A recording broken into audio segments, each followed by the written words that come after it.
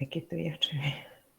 Bien, ahí están viendo. Bueno, no voy a pedirles en el examen las distintas dinastías, eso se los comenté, pero como vi que a veces como que tenían dudas, les he resumido como las más importantes, no son las únicas. Recuerden que la historia de la cultura islámica tiene sus propias cronologías. Estas que están abajo, en la Edad Media, en la Edad Moderna, en la Edad Contemporánea, que están en realidad nuestras historias del arte de la facultad, están casi, no totalmente, pero relacionadas con las edades históricas, es una división muy europea, les diría. No, ni siquiera occidental, les diría europea, porque Latinoamérica también entra acá. Entonces, solo para que tengan como una referencia de comparación, que tiene que ver con hechos europeos, pero fíjense que no está alejado el Islam de estos hechos europeos históricos que consideramos. El Islam tiene sus propias, diríamos, etapas. En la etapa de Mahoma o Mohammed, recuerden que después se divide el principal, el califato sería el reino. Ahí me escuchan, ¿no? Sí. El rey y califa, el nombre del rey. Que puede tener otros nombres de acuerdo a la cultura. En la medida en que ellos se van a ir expandiendo geográficamente, ¿no? Van a tener los nombres de dinastías importantes. Dinastías importantes, por ejemplo, fue la Omeya. La Omeya no solo estuvo en Oriente, sino también en España. Después Abbasí, que respondería más a la época que corresponde a la Edad Media occidental. La Edad Media occidental, recuerden que termina con la expulsión del Islam de la península ibérica. Y sin embargo, el Islam en ese momento toma la ciudad de Constantinopla, es decir, que está en relación. Sería acá. Se le cortó recién. ¿Ahora me escuchan de nuevo? Yo lo escucho Sí, bien, sí. profe. Sí. Para mí que fue problema de Emilia. Bien. Bueno, entonces, no estamos totalmente alejados, ya después en el mapa lo vemos de nuevo.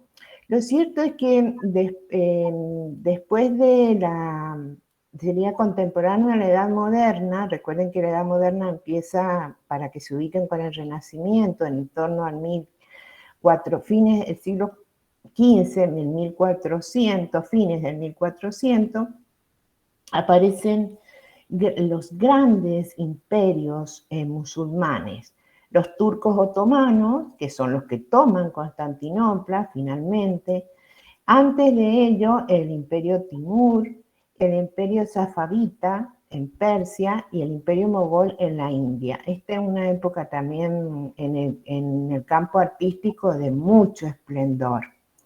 Después, finalmente, ya en el siglo XIX hay una gran disgregación. El único imperio musulmán que perduró hasta el siglo XX fue el Imperio Otomano, hasta que en la Primera Guerra pierde la guerra y lo transforman en Turquía, ¿no? Lo reducen y bueno, mucha parte de las posesiones que tenía el Imperio Otomano pasan a poder de los franceses y los ingleses. Bueno, eso para que recuerden, no lo vamos a... Sí. ¿Esa fue la pelea con Napoleón o no? No, me estoy confundiendo. En la que pierden los rusos.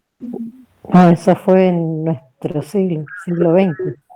El siglo XX es cuando Okay. en la Primera Guerra los turcos otomanos pierden, la Primera Guerra Mundial. Se alían a los alemanes y pierden, ellos y los alemanes. Bueno, entonces ahí terminó el gran imperio otomano que duró siglos. Estos otros imperios, hoy vamos a ver ejemplos. Hoy vamos a centrarnos en la parte del Asia Central y Irán. Y vamos a ver el reino Timur y el Safavita. Yo elegí esto, aunque están un poco más allá del tiempo nuestro, porque como es la única vez en toda la carrera que van a ver algo de Oriente, pues era importante que vean el ejemplo del arte de por lo menos dos de estos imperios. sino cortarlo acá es un poco arbitrario y es como tener en cuenta solo el occidente. Luego vamos a volver, la última clase volvemos un poquito para atrás para ver el último momento del arte islámico en España. Bien, acá me ubico, yo soy como muy geográfica, tengo que tener mapas, ¿no? Sí. Fíjense, cuando nosotros, luego de la muerte de Mahoma, la expansión dijimos que fue muy rápida. Ellos están, recuerden, en los árabes islamizados ya eran sobre todo nómadas, pocos sedentarios, algunos nómadas, bueno, pero habían estado como muy al margen de la gran historia antigua, ¿no? De los grandes imperios. Cuando empiezan la expansión, que lo van a hacer hacia el norte de África y hacia el norte y noreste, noroeste, hay dos grandes imperios. Uno es el bizantino, ¿no? Que conocemos, y el otro es el imperio sasánida. El imperio sasánida, seguro nunca lo escucharon, pero fue un imperio muy importante porque es el imperio que hereda toda esa tradición de la Mesopotamia, ¿no? Su capital estaba en Ctesifonte, más abajo está Persépolis, y tiene mucha importancia. Era un imperio ambos imperios eran muy importantes. ¿Cómo logran ellos, diríamos, avanzar sobre ellos? ¿Por qué? Porque es muy, muy lógico. Entre el imperio bizantino y el imperio sasánida había peleas, ¿no? Entonces estaban debilitados y cansados de las guerras que tenían entre ellos. Entonces eso fue, diríamos, un buen recurso para el mundo árabe islámico en su expansión. El imperio sasánida lo logran conquistar en una fecha muy, muy pronta, 650, fíjense. Toda esta área ya queda bajo el poder islámico. Sobre el imperio bizantino logran algunos puntos. Esperen que alguien entra. Pero, y eso fíjense es importante, cuando logren tomar ellos Constantinopla, acá va a ser recién en el siglo XV, 1452. Y es paralelo, el mismo siglo en que los europeos sacándonos siempre al mundo musulmán de su territorio, lo sacan de España, conquista Isabel la Católica, Granada, 1492, pero años antes ya habían ellos conquistado Constantinopla. Es decir, que así como empieza en la Edad Moderna, tiene que ver con ese tomar, ¿no? Esa gran ciudad de Constantinopla, ¿no? Que era poder del mundo bizantino, occidental, el católico ortodoxo, en poder de en este caso, los turcos otomanos. Pero volvamos acá, al imperio sasánida. El imperio sasánida, a ver si les puse algo más. Es importante, y esto ustedes sé que algo han visto de la Mesopotamia. La Mesopotamia es importante, recuerden que ahí empieza la escritura, la cultura sumeria, y después no sé si han seguido viendo alguna más de las que las suceden, porque siempre se peleaban por el área de la Mesopotamia, hasta que finalmente diríamos hacia allá, fíjense, hacia el año 2000, más o menos, en esa zona que está un poco más al oeste de la Mesopotamia, que sería esta meseta que está acá de lo que es actualmente Irán, ¿no? Llegaron unos pueblos del norte llamados pastores agricultores, de donde deriva el nombre de persa. Y ellos fueron imponiéndose. Esos pueblos hablaban un tipo de lengua muy antigua, diríamos que tenía incluso raíces paralelas al latín y al griego. Son lenguas, se llaman indoeuropeas. Por lo que cuando el Islam llega a esta área, para el imperio sasánida, que se consideraba el imperio persa, fue una humillación, ¿no? Un gran imperio tan de siglos, con una tradición importante. Entonces va a aparecer por primera vez también un frente de resistencia.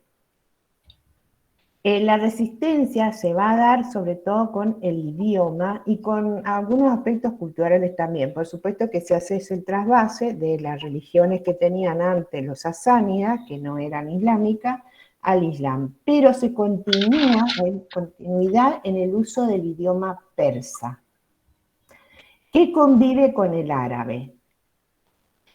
Entonces, fíjense que esto es importante, así les puse acá otro mapa, bien, para que vean cómo fue la expansión, ellos llegan a tomar, sobre todo nos vamos a centrar acá, todo lo que es el área de la Mesopotamia, y más hacia el este, que sería la meseta iraní, y llegan al norte, que es la zona bien de lo que se llama el Asia Central, y llegan a la India, al río Indo. Es decir, la expansión en esta área fue importante el Islam.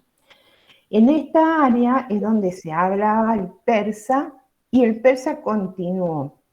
Y de alguna manera se produjo una fusión entre algunos aspectos de la cultura persa, en el arte sobre todo, ¿no? Y este nuevo mundo islámico. De allí que uno puede decir que el imperio persa tiene esta continuidad del 500 a.C. hasta el año 1935. ¿Por qué? Porque Irán, lo que hoy conocemos con el nombre de Irán como país, se considera, diríamos, heredero, hoy es una república, pero hasta el 35 fue también un imperio. Se considera heredero de toda esa cultura persa. Se consideran a sí mismos, se perciben como persas.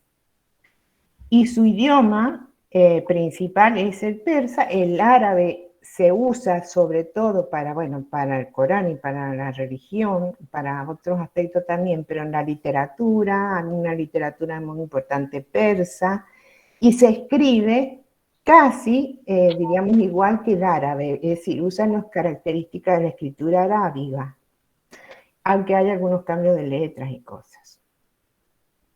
De allí que van a considerar este arte, se le suele llamar arte persa islámico. Bien, ahora cuando veamos vamos a ir retomando algunas cosas, por lo menos hasta Babilonia, espero que hayan visto en Mesopotamia, bueno. Recuerden que esa área es un área de desierto también, la zona de la Mesopotamia es el oasis, pero en la meseta de Irán es desierto. Tenemos una geografía parecida a la de Arabia Saudita.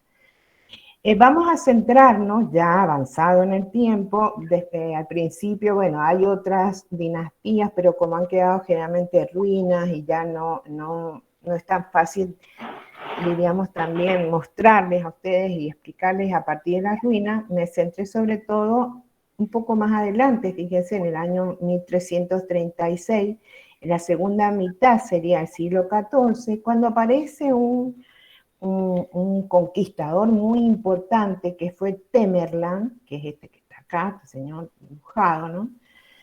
Que fue, ahí también tenemos que ver que tenemos que ubicarlo en lo que es el Asia Central, en esta área de acá.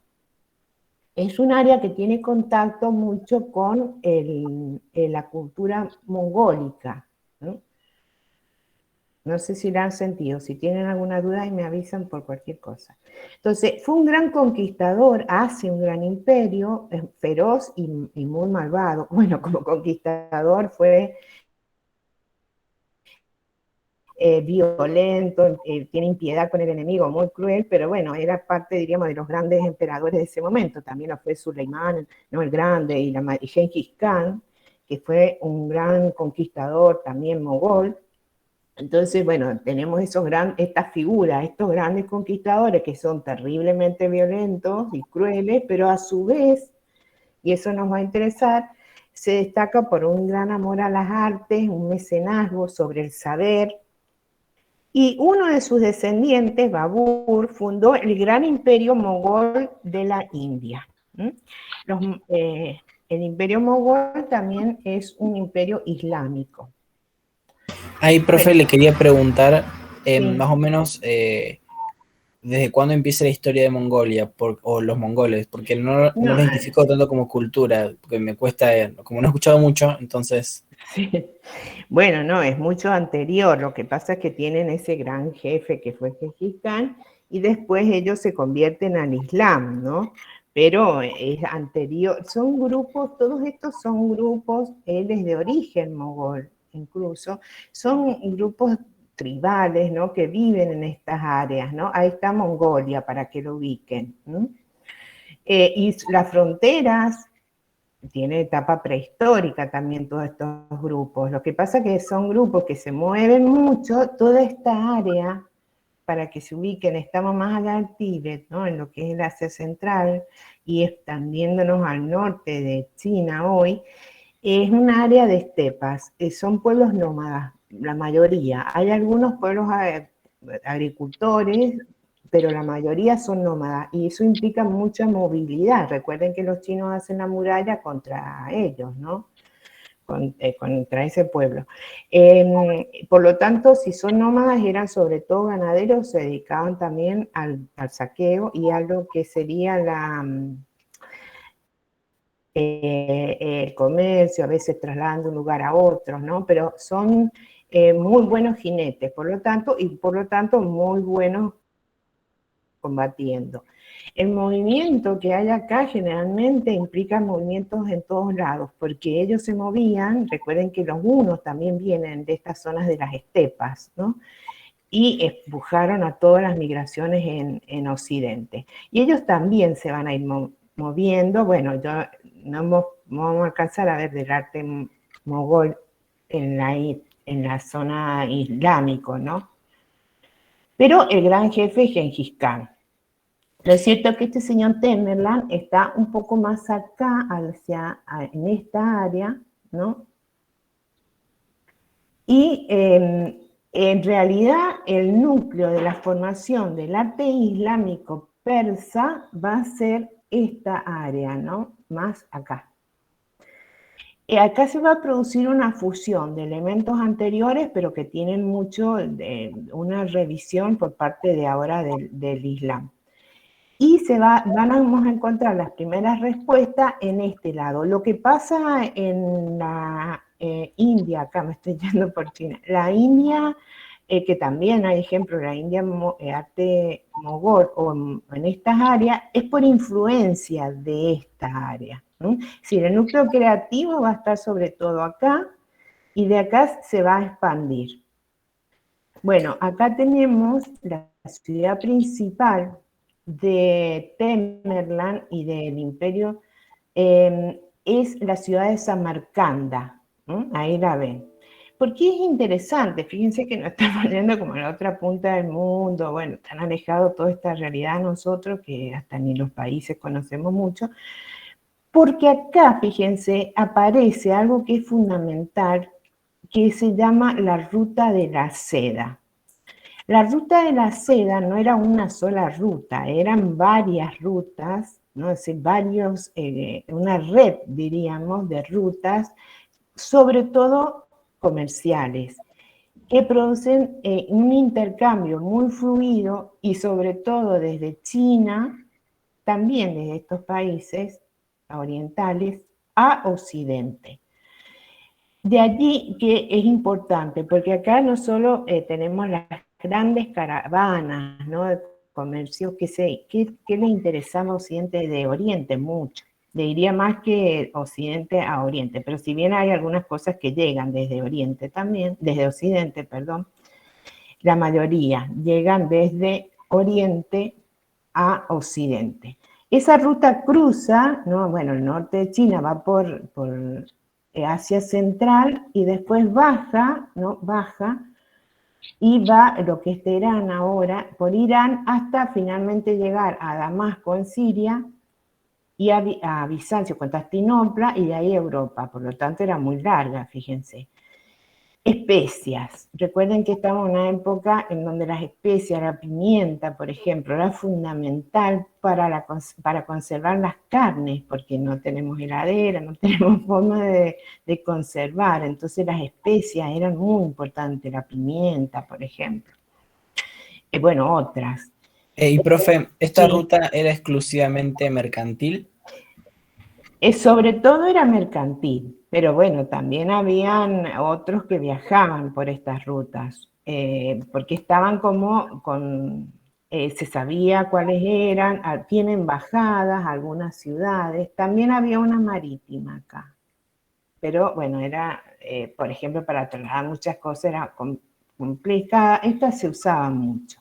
Y es prehistórica, ¿eh? En realidad nosotros estamos hablando de la Edad Media, pero va a seguir luego, aunque, bueno, ahora me voy adelantando. Cuando se toma Constantinopla, los turcos dominan totalmente esa ruta, porque la llegada de esta ruta a Europa era a través de Constantinopla. Y no era que luego no podía llegar nada, lo que pasa es que llegaba todo caro, al tener que pagar impuestos, más. No era lo mismo cuando estaba Constantinopla en poder de los cristianos. Entonces, el corte de esta ruta significó justamente los viajes que Cristóbal Colón, bueno, los españoles y los portugueses hacen hacia el este buscando llegar acá, ¿no? Buscando llegar acá. Y se topan con América. Bueno, ahí queda América en el camino y la encuentran. Pero diríamos que esta ruta fue tan importante cuando se apoderan de ellos los turcos, y bueno, ponen altos precios a todo, entonces había que sí o sí buscar otra alternativa. Y da origen justamente a la expansión marítima hacia el Atlántico. Acá, por ejemplo, a través de esta ruta llega el papel, llega la brújula, llega la pólvora también, es decir, los grandes inventos chinos llegan a través de esta ruta. Y se llama de la seda, no por casualidad, la seda, la tela hecha en seda natural, era las cosas de lujo, digamos, que siempre querían de Oriente los europeos. Era muy requerida. Entonces la seda, que además se hace a través del gusano de seda, bueno, era como ultra secreto, eso no tenía ni idea cómo la hacían, entonces era muy requerida y muy comprada. Después otra cosa que acá era como hiper secreto, la porcelana, ¿no? La porcelana, también muchos productos van a viajar por este lado. Entonces, cuando viajaban, las ciudades que estaban en la ruta por ese tráfico continuo eran importantes porque estaban las caravanas, ¿no? Samarcanda es una de esas ciudades que estaba en la ruta. Y no sé qué más, acá está. Para ubicarnos en el mapa actual, si tenemos que hacer una visita cultural, tendríamos que ir, para ir a la ciudad de Samarcanda, a Uzbekistán. Uzbekistán es el país actual, ¿no?, donde están las tres grandes ciudades de arte Timur y tres grandes ciudades de la Ruta de la Seda que son patrimonio mundial de la humanidad. Está Samarcanda, Bujará y Jiva o Khiva, depende ahí. Son las tres importantísimas, ¿no? Ya vamos a mirar qué hacen acá, que diríamos formaban parte de esa ruta. Jiva o Khiva, depende de cómo lo encuentren, era la última, y a partir de acá ya la caravana, fíjense, se tiene que adentrar en el desierto de Karakum, que es parte de hoy de Turkmenistán. Bueno, son esos países que están bien en lo que se llama, esto es Asia Central, y formaron parte de la Unión Soviética en un momento, hoy son independientes, ¿no? Bueno, esta es la famosa Plaza Registán de Samarcanda en Uzbekistán, que fue la que construyó este gran emperador, ¿no?, que fue Tamerlán. Acá vamos a hablar varias cosas, fíjense. Como herencia de esa cultura persa, ¿no?, ellos van a tomar acá elementos que son nuevos y muy típicos del arte islámico persa. La plaza grande, estas plazas importantes, tenían mucho de ceremonial, es decir, estos emperadores van a construir estas plazas para hacer grandes ceremonias políticas, ¿no?, exhibiciones de su poder, pero también, como eran ciudades de caravana, estas plazas estarían diríamos, llenas de esas caravanas, es decir, los comerciantes que iban y venían por la ciudad. Lo que estamos viendo son 3 grandes pórticos, daban cada uno a 3, ahora sí, escuelas religiosas. Las escuelas religiosas en el Islam se llaman madrazas. ¿Y qué se estudia ahí? Se estudia el Corán y se estudian sobre todo las leyes coránicas y de la tradición. También tenían sus mezquitas, estas madrazas.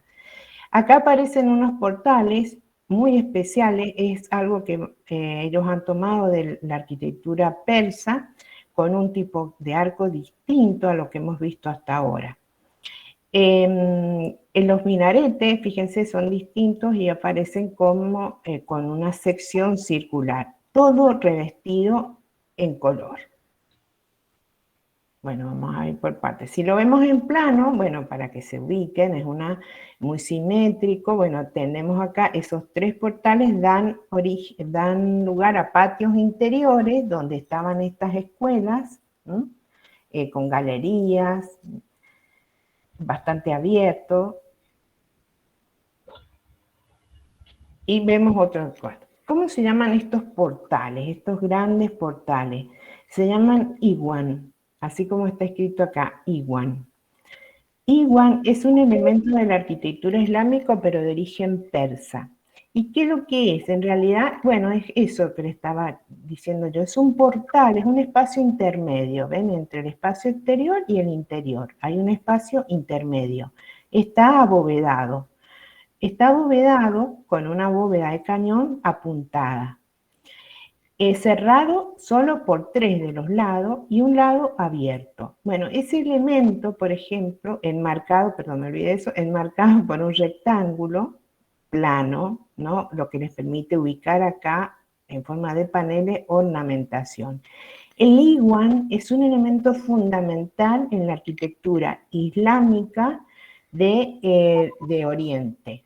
Se va a dar desde acá, desde la zona iraní, diríamos, y Asia Central, hasta la India, bueno, y a toda la arquitectura. No se da en lo que sería el arte islámico occidental, la zona del norte de África, o por ejemplo, en España.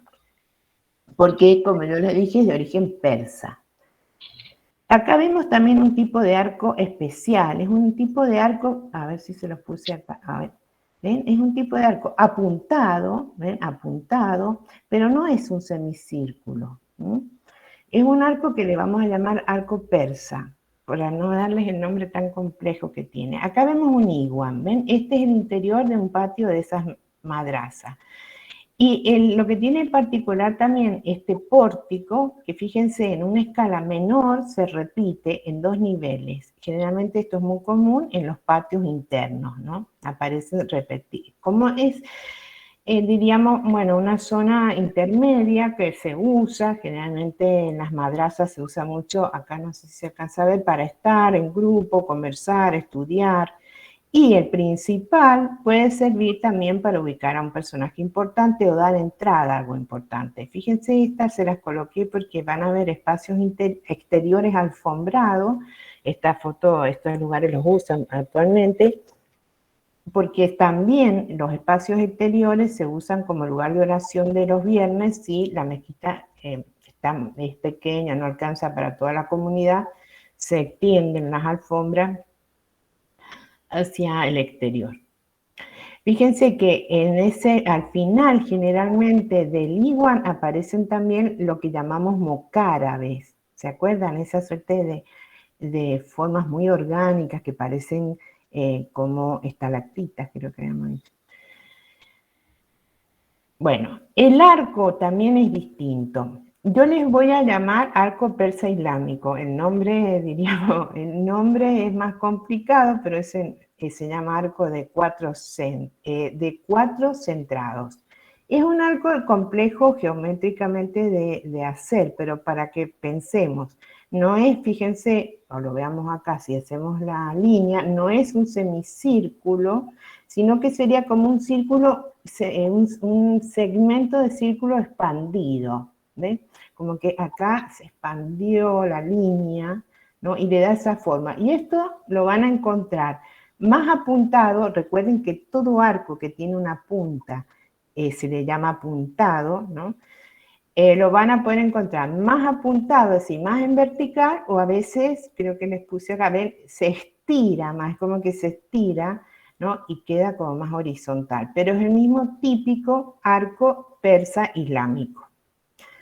Ese rectángulo, fíjense cómo no va a tener una única decoración, va a aparecer lo que se va a llamar ornamentación en paneles, ¿no? Va a estar dividido generalmente de distribución simétrica, pero tenemos incluso paneles figurativos, no sé si alcanzan a ver ahí que hay animales, y una carita, y paneles geométricos y caligráficos, ¿ven?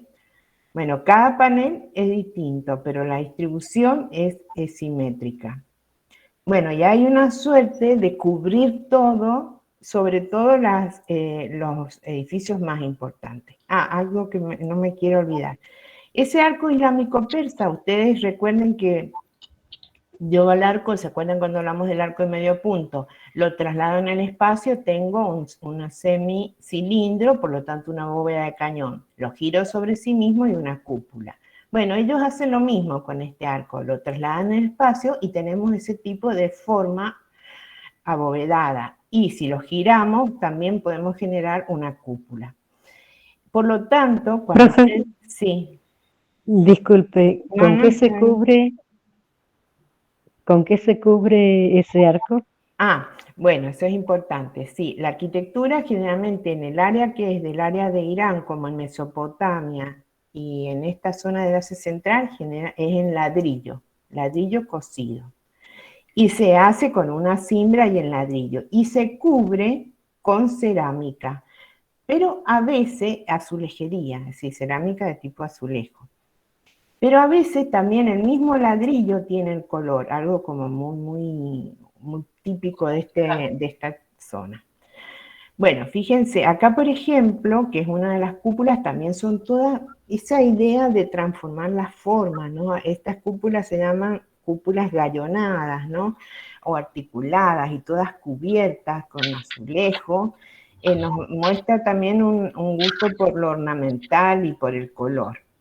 Acá, en la zona baja, donde tienen la caligrafía, es el mismo ladrillo. Eso yo lo he visto solo acá, no lo he visto, porque es una de las caras del ladrillo, acá lo ven, que se le hace una terminación en color y se coloca. Por lo tanto, imagínense la producción que era para hacer todos estos ladrillos. En una de sus caras tendría, por lo tanto, un esmalte y un color. Se usa sobre todo el color turquesa y el azul ultramar, mucho. Pero entonces, como les gusta la gran dimensión en la zona de Asia, entonces tenemos que pensar que articulan todos esos muros, ¿no? A través del uso del color, es decir, el color es el que le da, diríamos, le quita en parte esa monumentalidad. Acá lo ven. Todo esto, quiero ver si estoy segura. Tal vez es solo este detalle, pero todo este color se logró solo con las caras de los ladrillos de colores. Es decir, que es parte de la misma construcción en ladrillo, que sería como hoy una casa en ladrillo visto, pero una parte de ese ladrillo es de color. Entonces, cómo se coloca el ladrillo es lo que va a generar el dibujo. Es un trabajo increíble de mano de obra de ladrillo. Esto, no sé, si queda alguno, debe estar ahí en ese país que lo haga, porque es muy difícil, porque ellos están construyendo y armando el color también. No sé si eso queda claro. Sí.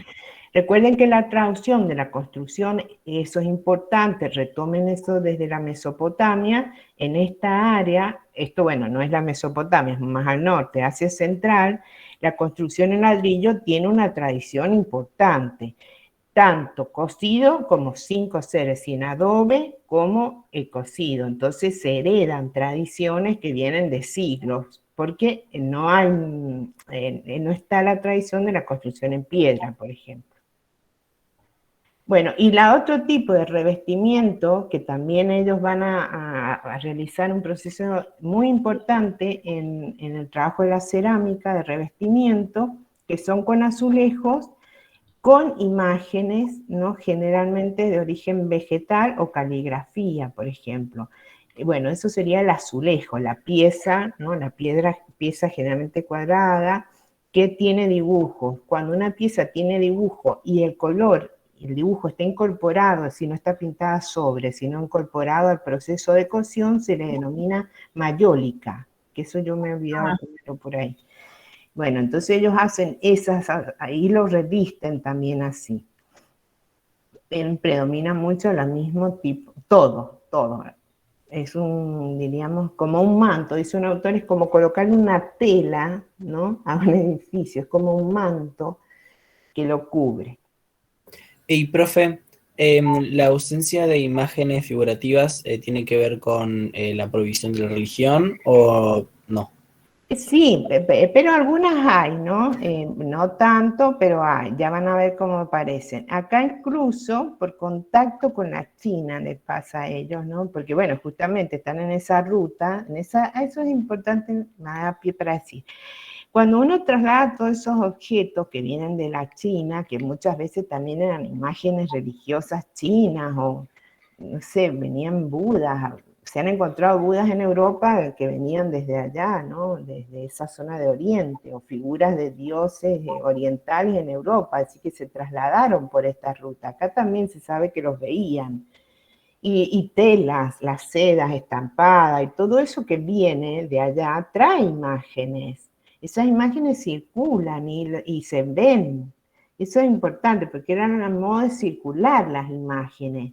Entonces, no sé, les digo como curiosidad, por ejemplo, el dragón que tira fuego es chino, pero llegó en algún momento a Occidente porque lo vieron sobre algo, ¿no? Y acá también pasaba, por eso en una les mostré que hay en algún detalle va a aparecer, no justamente esta, creo que estaba por acá atrás, pero se ve medio pequeña. Acá hay figuración, no sé si ven que hay un animalito ahí con las patitas. Sí, profe, se ve. Y adentro tiene una carita, que es una carita típica, ¿no? Del arte chino, que seguro venían también miniaturas y cosas también. Entonces, ahí está la influencia, y es una madraza, no es una mezquita, es una escuela religiosa, pero tiene imágenes, incluso de animales, que era bastante tabú el animal, ¿no? Excepto el león que aparece. Pero Ahí, profe, perdón, sí, cuando dijo lo de la escuela religiosa, ¿acá ya empieza a aparecer una teología o es hay otro? una, sí, diríamos, hay un estudio religioso, pero nunca es hacia Alá. Sí, nunca se especula sobre la divinidad de quién es, cómo conocer, no. Es sobre el Corán.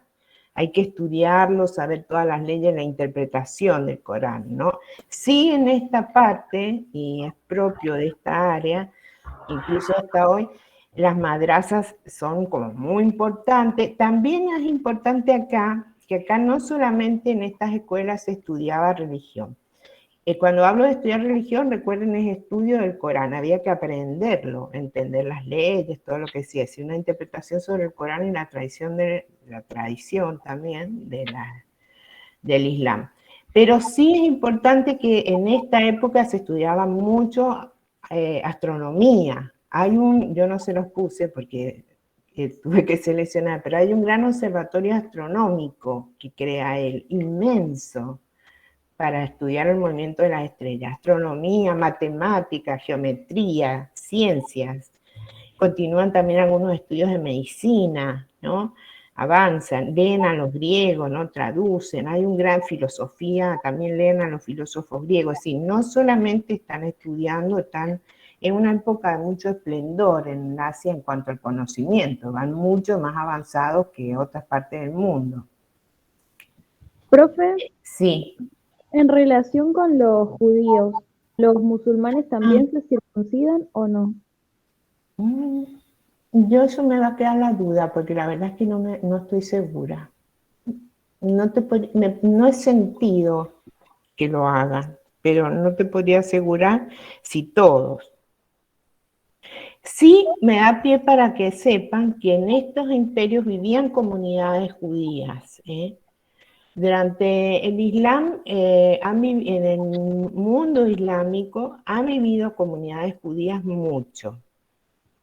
En distintos momentos más o menos pacíficos, diríamos, pero la cultura del Islam los considera a ellos y a los cristianos como que la misma familia del libro, los permite vivir, pero generalmente alejados de la ciudad, a veces con más o menos, siempre pagando un impuesto, eso es importante. Entonces, como pagaban un impuesto, ¿qué pasaba? Se terminaban convirtiendo al Islam para dejar de pagar el impuesto.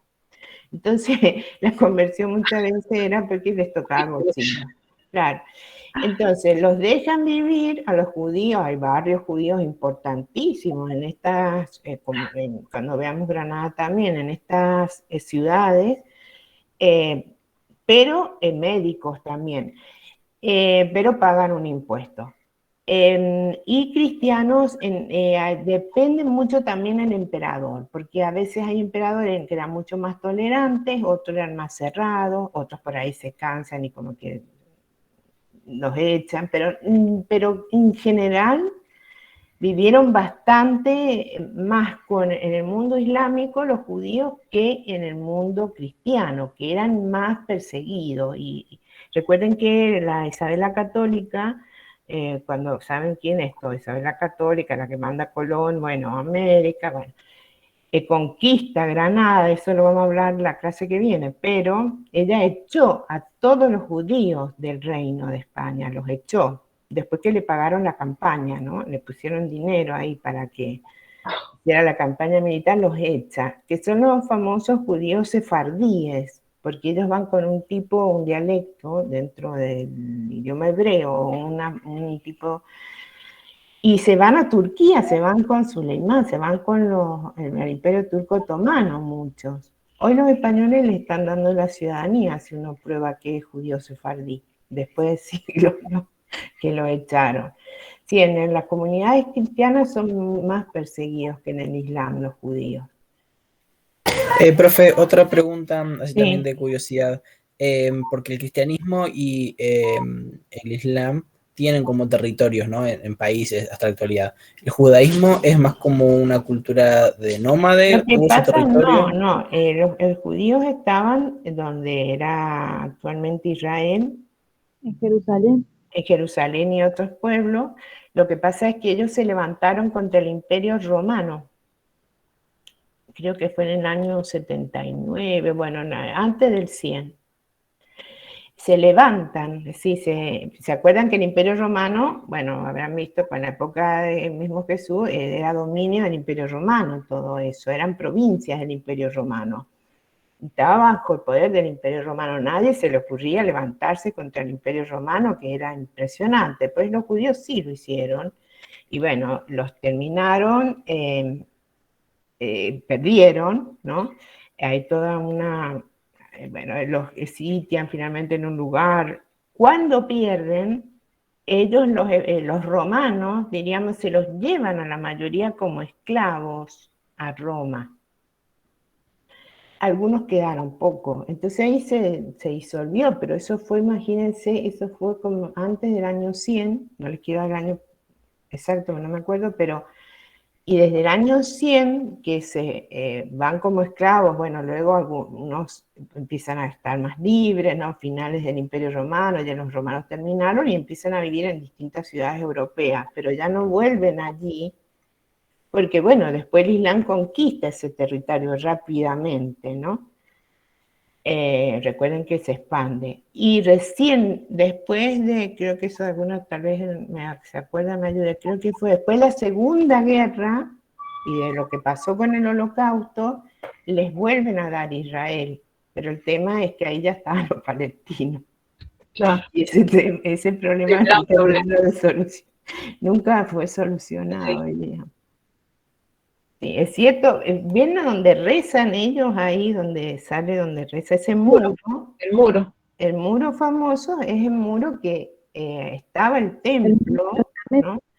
El templo de Jerusalén. Los romanos fueron los que se lo destruyeron. Y hay un arco romano creo que no me acuerdo cuál es, que muestra el saqueo y que se llevaron todo el templo, todo el saqueo que hicieron. Pero bueno, sobre el templo tienen dos mezquitas importantes, porque cuando se conquista esa zona fue muy temprano, fue hacia el 600, sí, apenas cayó el imperio, ya era después, al 700, eso ya era dominio musulmán. Deben haber vivido judíos, lo que pasa es que ya no tenían poder político, así, no todos se fueron como esclavos, pero una gran parte sí. Ah, bien, profe. Ahí tengo más clara la Claro, y conversación. después de la guerra es que, bueno, en vistas a lo que ocurrió, los europeos que decían de quién es cada cosa, ¿no? Bueno, dijeron, bueno, ahí les volvemos a dar, hacen unas divisiones extrañas, bueno, no casuales, pero retoman. Bien, Bueno, profe. esta es la ciudad que yo les dije, Jiva o Kiva, que junto con Samarcanda, la otra que vimos recién, hoy son todas Patrimonio Mundial de la Humanidad. Y esta ciudad me gusta mucho porque es muy medieval, es como que ha quedado. Esta es la que está al final de la ruta, las caravanas a partir de acá es como que ya se entraban al desierto, ¿no? Y para que vean que es una ciudad muy amurallada, unas murallas muy altas e importantes, y al final, esto que ven acá de color, que se ve como raro, eso es un minarete, recuerden, no terminado, lo querían hacer como mucho más alto, miren el tamaño de las personas, ¿no? Bueno, creo que debe tener cerca de 50 metros, pero querían hacerlo más alto, y bueno, quedó hasta allí nada más. Y vemos cómo se van a ir repitiendo, aquí esta foto que me encanta, ciertos elementos de la arquitectura que estamos viendo persa. Bueno, vuelve a aparecer el mismo arco, fíjense el mismo arco enmarcado, y este tipo de cúpula, que la vamos a ver mucho, que es una cúpula muy bulbosa, parece como un bulbo, pero que es resultado de ese arco persa, ¿no? Ese arco que vimos que no es un semicírculo, girado sobre sí mismo, ven, girado y da resultado esa típica cúpula que la vamos a encontrar mucho en toda la zona de Asia. Ahí quería que vieran esto. Como las europeas, estas también eran ciudades muy amuralladas y que se han conservado muy bien. Estas murallas sí ya son medievales, ¿no? Incluso con un gran terraplén, ¿no? Porque también en estas áreas son áreas donde el poder cambia mucho, es decir, entre estos grupos culturales, étnicos, ¿no? Se enfrentaban mucho y bueno, ahí está el tema de la defensa continua que tenían que tener. Bien, acá ya aparece también la imagen en la miniatura. Así, acá tenemos, y posiblemente es la llamada miniatura persa. Ustedes la buscan, aparece así, pero es miniatura islámica persa. Empieza hacia el siglo XIII, posiblemente también por contacto con China. Si les llega a través de China, que también en China se da toda una imagen de miniatura. Tiene un gran apogeo en el 14 hasta el 16, en el 16 disminuye, porque, fíjense por qué, porque les viene la influencia ahí del arte occidental, ya por Renacimiento. Llega el papelante, sí. Le hago una pregunta, porque ya vimos que el papiro surgió Sí. o sea, de los egipcios, Sí. a orillas del Nilo lo hacían con una especie con musgo, bueno. Sí. Después surgió el pergamino, que era la piel del animal. Sí. ¿Con qué hacían el papel? Y el papel lo hacen de la pasta de los árboles. Ah, con la celulosa. Claro, como ahora. Bueno, las técnicas a partir de la pasta de los árboles, de allí que hoy se esté replanteando de no usar tanto papel. El papel se inventa en China, llega mucho más antes, desde China en el 700, fíjense, en el 700 antes del libro de Kiel, ellos ya están usando papel, ¿no? Es mucho mejor, bueno, tiene otra calidad, no es lo mismo, es menos costoso en ese momento, ¿no?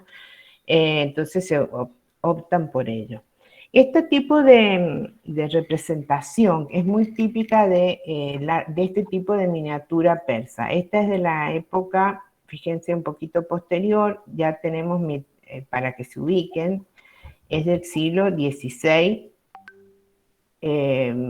principios de que en Europa se está viviendo en Italia, el Renacimiento, nada más.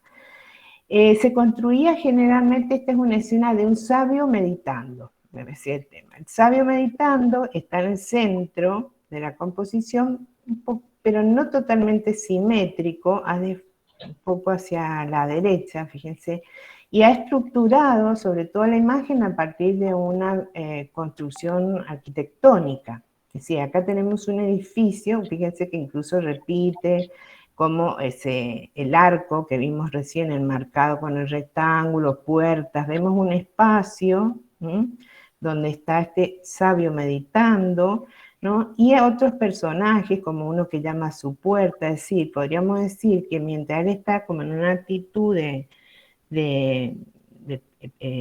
una persona piadosa que está en esa reflexión, alguien le está golpeando la puerta, así como más cotidiano, otros están acá, también en la ventana vemos, entonces vemos unas escenas en donde aparecen algunos personajes cotidianos. Y también aparecen ángeles. Recuerden que el Islam tiene ángeles, lo vemos incluso con alas, que le llevan esas pequeñas llamitas de fuego que vimos que estaban por detrás de las cabezas de los personajes más importantes, que tienen, no solo es santidad, sino que también es alguien piadoso, por ejemplo. No sé si se alcanza a ver. Quería encontrarla en mejor calidad esta imagen, pero no la encontré. No hay representación, no hay intención de representación del espacio en profundidad. Recuerden que estamos en una época en que eso solo va a aparecer en Occidente y en Italia. La perspectiva que se usa es sobre todo rebatida, ¿ven? Rebatida, incluso el edificio en realidad está como abierto, ¿ven? Podemos incluso también ver en la parte superior de su terraza y sobre todo donde está él meditando, que puede ser una alfombra, ¿ven? Está totalmente rebatida. Esa característica también se va a dar en Europa, como vimos. Mucho gusto por el color, ¿ven? Es como muchos colores. Hay texto porque parte también es una ilustración. Esto sobre todo ilustra literatura que se escribía en esa época. Les voy a mostrar otro. Esta no está muy bien la calidad, pero quería que vieran porque aparecen muchas escenas en el jardín, ya que después vamos a hablar mucho del jardín y la importancia que tiene. Entonces, las escenas en el jardín siempre es un jardín ideal, incluso los hacen a los árboles con flores, la naturaleza aparece muy, diríamos, aparece representada, los detalles, fíjense, donde están ellos apoyados en el jardín, del verde, las hojas. También, nuevamente, el espacio aparece con una línea de horizonte alta, muy alta, intentando describir todo este tipo de personajes. Para la multitud también en los mismos recursos que vimos en Occidente están acá, los más que están más arriba en realidad están más atrás, ¿no? Y nos están mostrando, o tal vez podemos decir, una perspectiva desde arriba. La pareja principal ubicada simétricamente allí y es una escena bastante, diríamos, cortesana. Es una pareja principesca con sus cortesanos en el jardín, ¿no? Disfrutando ahí la vegetación, el césped, todo. Algo le traen ahí para comer, bueno. Profe, ¿qué materiales utilizaban? ¿Qué técnicas eran con estas miniaturas? Y generalmente, como les decía, se usa mucho el papel, también se usa el pergamino, pero más el papel, ¿no? Y las pinturas son pigmentos naturales, como vimos en Occidente se está usando acá, no hay, diríamos, novedades en cuanto, si les gustan los colores saturados, generalmente estos pigmentos están aglutinados con un componente proteico, que puede ser clara de huevo. Claro. Y, profe, en la imagen de recién, en la anterior, se veía la cúpula encima del personaje céntrico, el centro. La cúpula sí. tiene un simbolismo como en Sí. la Edad Media occidental. Sí, es el cosmos, sí. Ahora ya vamos a ver una real y Bien. la vamos a ver más en detalle. Bueno, aparece esta que incluso se conoce el nombre de los pintores. Los pintores, hay nombres, Bizat, es uno de los pintores, ¿no? Esto ya casi al final. Ya al final, ven, ya no tiene tanto detalle. Yo quería encontrar más del principio, que es la que tiene mucho detalle, sobre todo en cuanto a la vegetación, las flores. Fíjense cómo les gusta trabajar, el punteado del color, muy colorido, son... y también interesante usar mucho los complementarios, el verde y el naranja, lo usan, bueno, algunos, el naranja sería complementario al azul, pero bueno, un verde azulado sería, ¿no? Con puntadas de naranja, pero mucho color. Bueno, pero bueno, para que vean que la imagen está. Esta miniatura, en algunos casos, también se usó el recurso, sobre todo, ya lo vamos a ver cuando veamos la clase que viene, el palacio, se hacían murales tomando como fuente las miniaturas, y los murales que vamos a encontrar se hacen en base a miniaturas, como llevarla a un gran tamaño, la miniatura. Profe, ¿y las sí. miniaturas estaban exclusivamente en manuscritos religiosos? No, no, hay mucha literatura. De varios tipos, son como literatura sapiencial, consejos para el rey. Bueno, esta no, es una personaje de la corte, es una pareja de príncipes, ¿no? Pero puede ser la educación para el buen príncipe, no sé.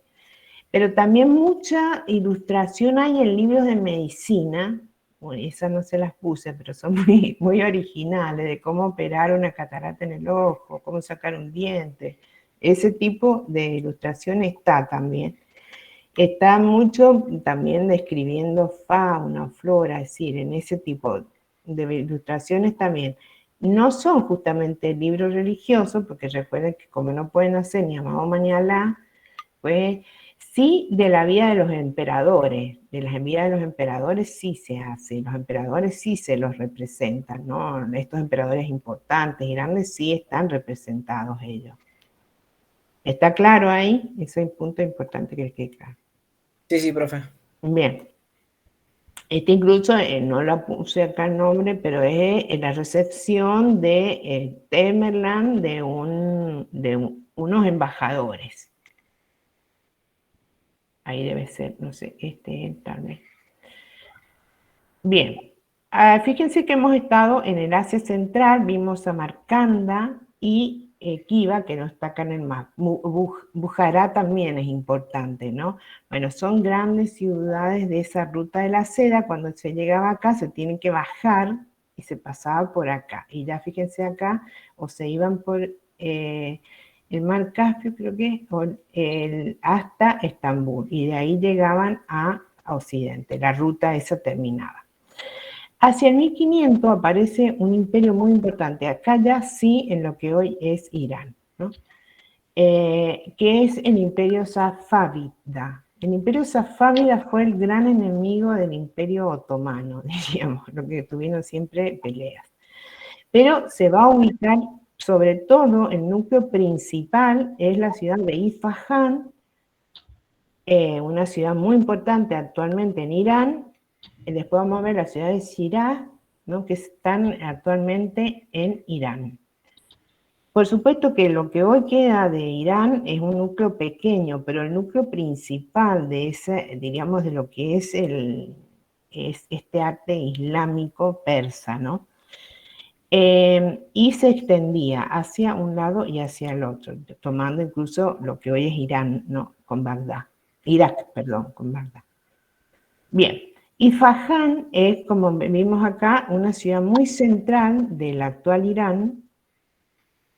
Recuerden, la capital hoy es Teherán, pero Isfahán es muy importante, una ciudad central. Y acá nuevamente tenemos un emperador, un gran emperador, no fue tan cruel como era anterior, por lo menos no tiene esos relatos, quien va a decidir que la capital de este imperio va a ser esta ciudad de Isfahán.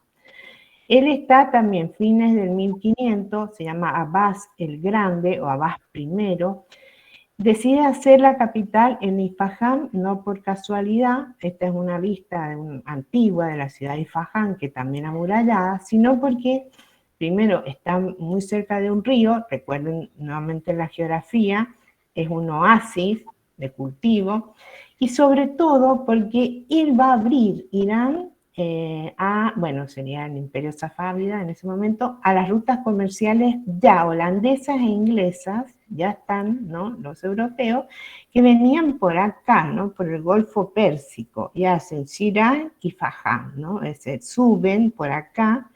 Entonces le interesa, incluso él cuando crea la ciudad envió embajadores a todo, hasta la corte rusa, Europa, hasta el Papa, España, para que venga el comercio, para que vengan embajadores, sobre todo para el intercambio comercial. Por eso también recibieron bastante influencia del arte occidental después.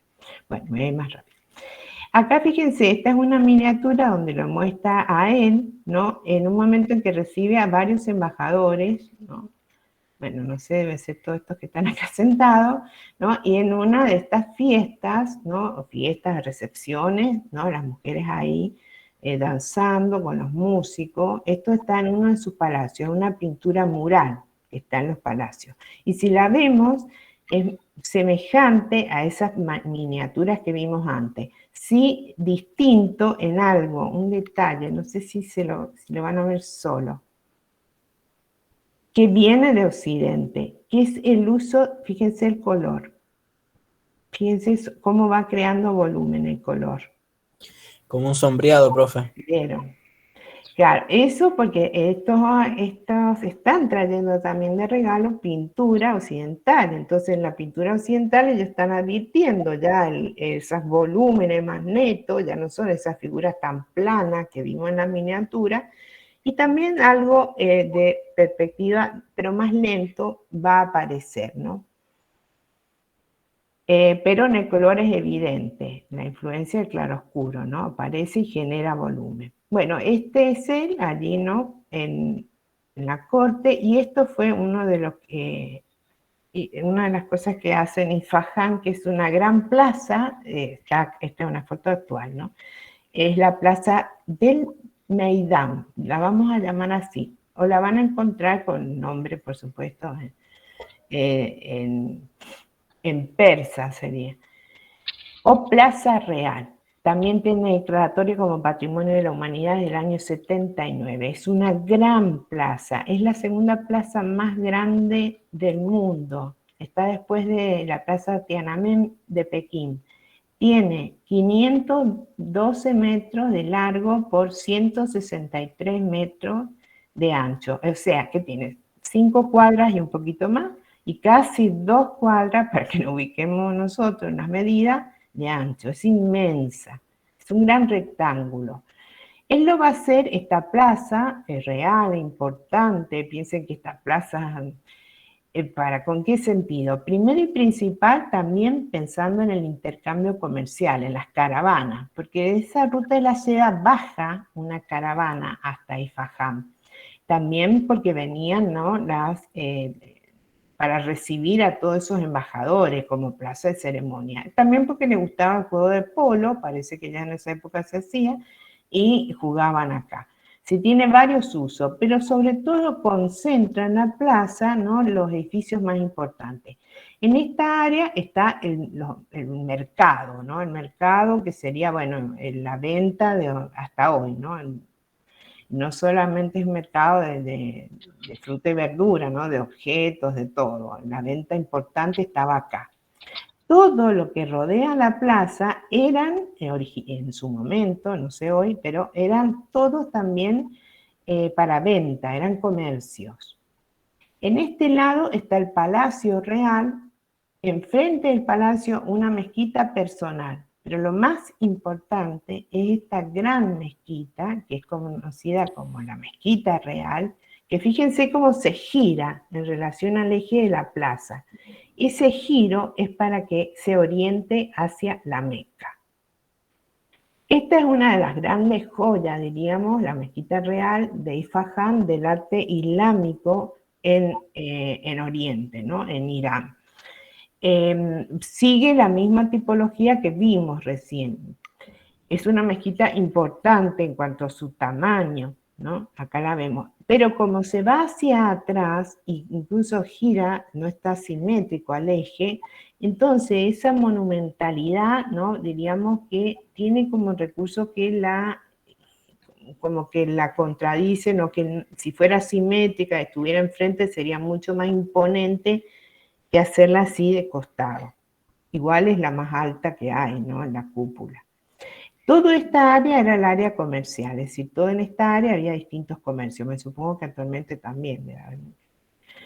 Entonces se construye entre el 1612 y 1630, tiene, como vimos antes, un iguán, es decir, un pórtico, estos pórticos que llamamos iguán, con 2 minaretes, los minaretes son estos, y 2 posteriores. Ahí vamos a ver un detalle para que la vean. Quería que vieran sobre todo el tamaño en relación a la gente, para que pudieran ver la escala. La escala es inmensa, no es importantísima. La cúpula es muy grande, pero al ser del mismo color que es el cielo, sí, de los mismos tonos del cielo, también son todos recursos donde hace que se disuelva la monumentalidad, ¿no? Eso recuerden que es algo que ellos buscan mucho. Así que la arquitectura no se me imponga a mí, sino como que la voy a percibir en la medida en que voy a ir viéndola en sus detalles. No solamente es una mezquita, acá la vemos, es una mezquita que tiene, acá, entramos por acá, sería esta la entrada.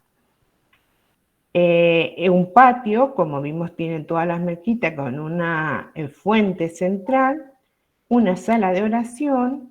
Acá sí, ahora no tendríamos una mezquita hipóstila, como las que vimos en las clases pasadas, sino cupulada, sí, son mezquitas que tienen una cubierta, una gran cúpula. Y es muy grande, por eso tiene 2 salas anexas, ¿no? Con pequeñas cúpulas, y 2 en los costados, nuevamente 2 escuelas religiosas o madrazas, ¿no? Esta pequeña es una pequeña sala de invierno, que se le llama, para la oración también. Como hay que entrar de costado, es interesante porque vamos a verla, bueno, les quería mostrar en planta. Bueno, acá ven en la plaza cómo giran toda la arquitectura. Yo decía, podrían haber hecho, porque como se construyó todo de nuevo, la plaza en relación, en el mismo eje. Es decir, la plaza en vez de estar con un eje girado, se podría haber continuado, pero es como que buscaron, ¿no? Ese que está allí, sí, al final, pero que está como más, diríamos, en ningún espacio más resguardado. Bueno, tiene los elementos típicos de la mezquita hipóstila, pero este tipo de mezquita la vamos a llamar mezquita de iguán, o mezquita también se le puede llamar, a ver, ¿dónde está acá? Iguán o mezquita de patio con iguanes. Bueno, sepan que no es hipóstila, que tiene estos pórticos, ¿sí?, que dan al patio. El patio sigue siendo un patio con una fuente. En la sala de oración, ¿no?, es como vimos en la clase pasada, termina en el midrá o nicho que indica la dirección a la Meca, el muro de la quibla, así todos esos otros elementos están. Acompañan 2 madrazas. Vamos a hacer como un recorrido. Este es un video, luego se los voy a subir. No está en español, está en inglés, pero es muy bueno. Y después vamos a ver si lo puedo subtitular. Cuando uno entra aún hoy, las abluciones originalmente no se hacían en la plaza, se hacen en la entrada. Aún se conserva, fíjense, la fuente de las abluciones, pero hoy no se usa. Hoy hay un espacio creado especialmente, lo van a ver en el video, a la derecha, donde se hacen las abluciones. Ahí ven, se conserva, incluso hay un vidrio, ¿no?, para protegerlo.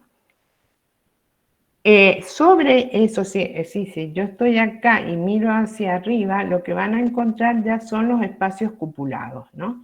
Las cúpulas son de diversos tipos, es decir, cúpulas octogonales, sobre base octogonal, son complejas, pero todo está revestido siempre en el interior con azulejos, y la ornamentación, el ornamento que predomina es como si fuera un zarcillo, diríamos, y que por su continuo trabajo también aparece como un zarcillo y con elementos de flores, ¿no? Flores, ¿ves? No sé si se alcanzaron a ver, estilizadas, así como si fuera casi como un jardín. Mucho azul, puntos de amarillo, pero sobre todo azul. Bueno, por fuera, ven todas estas, este es el patio, ¿no? Hoy, el revestido, como vimos antes, armando distintos paneles de ornamentación. Esta es una imagen del siglo XIX, los viajeros iban y la conocían en ese momento, y esta es una imagen preparándose también para la oración, cuando es muy, aunque es muy grande, mucha de la gente que vive allá, entonces usan el patio también para orar, y acá los ven también ya orando, que es muy difícil de encontrar este tipo de fotos, pero en el video los muestra. Profe, en la foto anterior, ¿eso que se ve rojo son alfombras? Alfombras, sí. Ah, impresionante. Sí, sí. Bueno, son alfombras que no son una individual, sino como tiras de alfombras que colocan, tiras. Bueno, acá ya en el momento de la oración, ven, dirigen todo, pero cuando hay una gran cantidad, este tipo de usos en el patio para la oración era común. La cúpula, quería que vieran que son este tipo de cúpulas muy del arte islámico oriental, muy típica, bulbosa, se puede llamar cúpula bulbosa, pero bueno, es una rotación de ese arco. Tiene 54 metros de altura y 2 minaretes que también son muy altos, pero fíjense que esa altura que nos podría apabullar, cómo se mimetiza con los azules del cielo. Por eso yo les digo, es como todo siempre, la monumentalidad actúa, hay recursos que ellos usan para que no se me imponga, sino que como que la diluyen la monumentalidad, que estaría dada por el gran tamaño que tiene. Y lo que usan para elevar tanto la cúpula es usar un recurso, usan una doble cúpula, es decir, hay una cúpula exterior y una cúpula interior. Igual el espacio interior es muy alto y muy impresionante. El iguan, es decir, ese pórtico muy típico de esta área, recubrirlo con los mocárabes. ¿Se acuerdan que vimos esto cuando vimos los elementos expresivos, que es una creación del arte islámico? Y que también, ¿no?, es un tipo muy particular de fragmentar el espacio y que les gusta generar siempre esa idea como que esto como formas que caen, ¿no? Tiene que ver con la luz que se derrama, con esa idea que lo divino, ¿no?, cae sobre todo el mundo, ¿no? Tiene que ver con esa idea. La sala principal de oración, que es muy grande, tiene una base en mármol y el resto está revestido también con azulejería, con distintas formas que predominan lo vegetal. Quería que vieran también la escala, para que vean que el tamaño es importante, y acá la ven, acá tendríamos una versión de las cúpulas en el arte islámico. Acá la ven, el minrab, es decir, donde se está marcando para la oración, por el tamaño se ve como muy sencillo, ¿no? También es importante que ven el piso como muy sencillo, pero es porque generalmente está cubierto de alfombra. Y el minbar o púlpito, yo les voy a mostrar una foto para que la vean, porque la otra no se ve muy bien. Pero el revestimiento es potente, lo que pasa que es como, ven las flores, ven, es muy floral, en realidad es la idea del paraíso, ¿no? En la clase que viene, cuando hablemos del jardín, recuerden que Irán como Arabia son países desérticos, con oasis. Entonces, nuevamente aparece acá y fortalecida esa idea de jardín, del paraíso como jardín. ¿Y el jardín de dónde viene? Porque acá algún jardín muy famoso había en la antigüedad. No tanto en Irán, pero en la Mesopotamia. ¿Se acuerdan cuáles eran los jardines famosos? Babilonia. Los de Babilonia. Claro, entonces, ¿qué va a pasar? Se va a unir esa antigua tradición de hacer jardines que tenía la Mesopotamia desde los famosos jardines de Babilonia, cuando llega el Islam y se fortalece, ¿no? Entonces el jardín es el lugar deseado en este mundo y en el que viene. Y es un lugar verde con flores, con agua. No se los puse porque se nos iba a hacer muy largo, pero Irán tiene 7 jardines declarados Patrimonio Mundial de la Humanidad. 7. Después voy a ver si se los pongo algunos para que vean. Es decir, que van a ser jardines reales, pero a su vez llevan esa idea del jardín florido al interior de las mezquitas, ¿no? Entonces las flores son los protagonistas. La flor implica no solo la vista, porque nosotros pensamos en un jardín con flores y tenemos que pensar no solo en la vista, sino en un otro elemento muy importante que es el perfume, ¿no? La flor está unida a la idea del perfume. Bueno, y la gran cúpula, ¿no? Las cúpulas, como las cúpulas cristianas, en realidad la cúpula siempre, en todas las culturas, simboliza el cosmos, es la bóveda celeste, es ese cielo nocturno que vemos si estamos en un lugar sin luces y que vemos como una gran cúpula gigante de estrellas. Es siempre el orden. Recuerden que es por el movimiento, que el movimiento de las estrellas es continuo, bueno, que se puede seguir. El estudio de las estrellas en esta zona era muy avanzado, entonces la cúpula es la esfera celeste, es la bóveda celeste, pero es raro que se represente con estrellas. Prefieren nuevamente el elemento, la flor, el jardín, esa idea de paraíso. Entonces aparecen nuevamente esas pequeñas flores, que incluso son como muy pequeñas, ¿no? Como mirifiore, le llaman los venecianos, ¿no? Cuando hay muchas flores pequeñas así. Y en el centro como que irradia. Eso sí es importante, ¿no? La cúpula en el arte islámico, a diferencia de las occidentales que como que se abren, y eso van a ver después cuando vean la otra historia, que esa idea de abrir las cúpulas, abrirlas hacia el infinito, está muy presente luego en el barroco. Acá parece que no, como que algo que desciende, ¿no? Es como que desciende, da esa percepción de como una luz que también está presente, pues tiene celosías acá, que desciende, ¿no? Y ¿cómo lo logran? Bueno, porque generalmente los elementos más cerca del círculo son más pequeños y fíjense cómo las mismas guardas se van agrandando, ¿no? Hacia la base de la cúpula. Bueno, ya vamos a terminar, no los quiero agobiar. Para finalizar, vamos a ir a otra ciudad, nos trasladamos de Isfahán, ¿no? A la ciudad de Shiraz. Y no podía yo dejar de hablar del arte islámico sin mostrarle esto, porque para mí es como la joya del arte islámico, y la joya, el nombre joya le viene muy bien. Shah Cheragh, que es el nombre, es una mezquita y mausoleo iraní. Recuerden que en Irán estamos frente al Islam chiita, no es el sunita, que es el de Arabia Saudita sobre todo.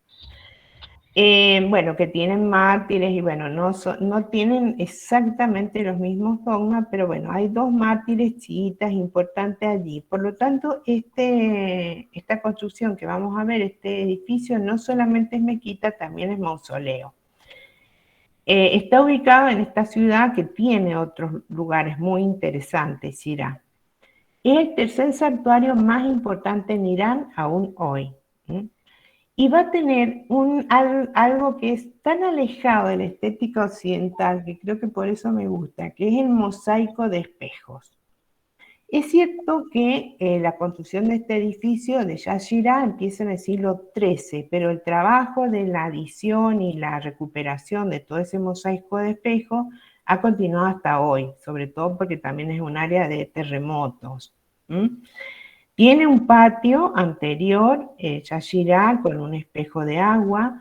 La ven acá con una cúpula bulbosa, mucho más apuntada, ¿no? Que la que vimos antes, con sus minaretes y un pórtico o galería anterior. Pero indudablemente que lo más interesante es en el interior. El uso del mosaico de espejo posible, no se sabe con certeza, pero fíjense que el espejo posiblemente fines del 15, el 16, llega desde Venecia. Es decir, esa ruta que parece que siempre va todo de oriente a occidente, también de occidente a oriente va. Entonces el espejo que se inventó en Venecia llega acá y a partir de acá ellos lo van a empezar a usar. Pero lo interesante del uso del espejo es que no lo usan como reflejo, diríamos, como lo usamos nosotros, continuo, sino que lo parten al espejo y hacen este tipo de mosaico.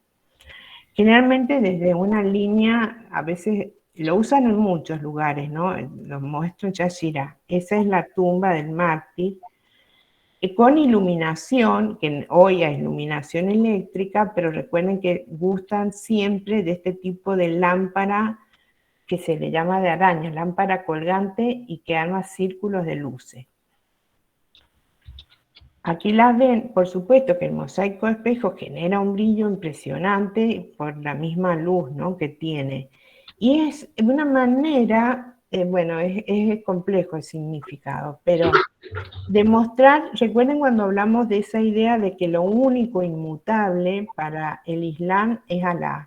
Alá es como lo único inmutable. Toda esta realidad es totalmente, diríamos, cambiante, cambia constantemente. Esa idea del cambio constante, en ese cambio constante se expresa a través de esta idea. También acá podemos hablar de esa idea simbólica que tienen ellos de la unidad en lo múltiple, ¿no? La luz está en todos los lugares, pero es como una multiplicidad. El espejo me genera esa multiplicidad en la unidad. Y también la desmaterialización del muro, ¿no? Frente a esto, el muro, más aún que el mosaico que estamos acostumbrados a ver, el mosaico bizantino. Pero también me parece súper interesante porque es una estética, desde el punto de vista de la estética, muy alejada a nuestro gusto.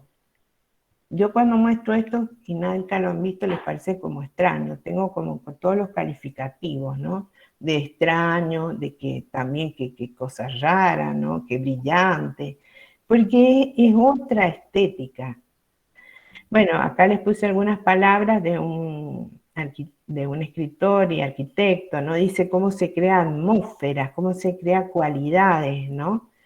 Cómo se perciben los espacios con una sensibilidad diferente a partir, ¿no?, de esta percepción del espacio. Tiene reflejos verdes que lo da la luz verde. El espejo es siempre espejo, pero la luz verde es la que genera esas zonas verdes por la sacralidad que tiene el color verde en el Islam. Y acá, bueno, ven otra imagen, otras áreas, ¿no? Como, bueno, esa idea del mundo como un conjunto móvil y yuxtapuesto de eventos, ¿no?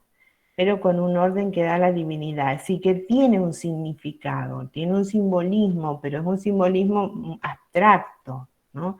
Es un simbolismo que tiene que ver con la idea del mundo que tienen ellos. ¿Está claro? Está muy claro. Sí, profe. Sí, profe. Bien. Quería también, para ya ir terminando, Sí, profe. una artista del siglo XX, iraní, una artista que fue muy importante. Ella murió el año 2019, el nombre es bastante complicado. Monir Farmanfarmaian, iraní, y que ella, toda su obra, cuando ella conoce Yashirá, ¿no?, y ve los mosaicos de espejo, una técnica que además es muy única de Irán, la lleva a su obra, una obra contemporánea del siglo XX. Hay un museo actualmente en Irán donde tiene su obra, pero ella esta obra la mostró por todo el mundo, también para que vean cómo hay muchos artistas iraníes importantes actualmente, pero cómo retoman, como vimos en la caligrafía, en este caso, una técnica que es sumamente artesanal y la lleva a una versión del arte actual. Esta es cuando ella era joven, ¿no? Incluso toma esas formas, las lacerías, ¿se acuerdan que eran la cinta como un elemento ornamental? Y la cubrí todo siempre de espejos. expuso en todo el mundo, bueno, aparte de sus obras, ¿no? Esta es una, después también tiene paneles así, todos realizados en esa misma técnica. También dándola a conocer, porque es una técnica muy poco conocida. Y para lo último, a ver si nos resulta, a ver si les traje un pequeño videíto de Yashira. Solamente es muy cortito, pero quería, no sé si se ve bien. Sí, profe, se ve bien. Quería Me imagino que sí. no tiene sonido, ¿no? No, Bien. pero era para que la vieran, porque el mosaico de espejo se ve mejor cuando se ve así en video, ¿no? Ese es el interior hoy, ¿ven cómo es el brillo? Es impresionante el brillo. Es importante el brillo. Es raro para nosotros, pero a mí me encanta. Sí, hasta se confunden las partes de la estructura. Sí.